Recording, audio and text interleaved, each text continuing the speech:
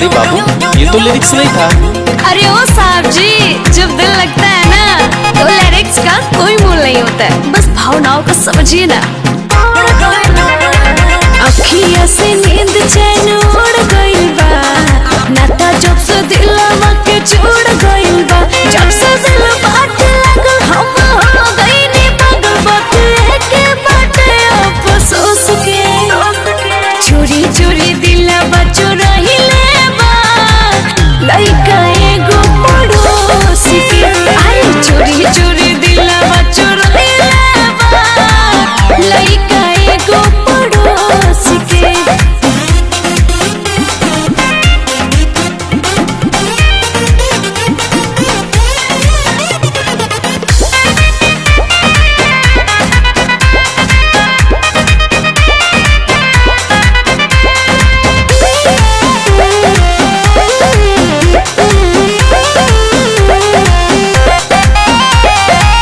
अपनी ही धड़कने अब न रही मेरे काबू में, मेरी जान बसी है मेरे सोना बाबू में।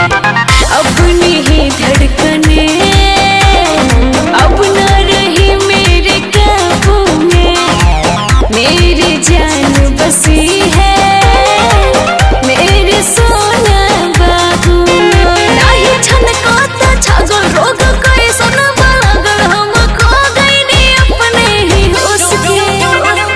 चोरी चोरी दिलवा चुराइले बा लइका एगो पड़ोस के।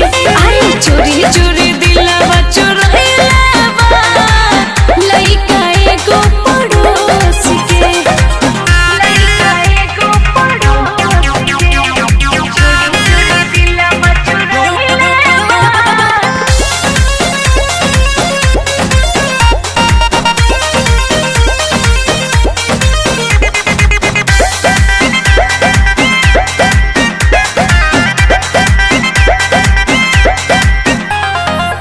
पंछी बन में तो चहको दिल के उपवन में, का जाने का हो गइल बा प्रीत के सरगम में। पंछी बन में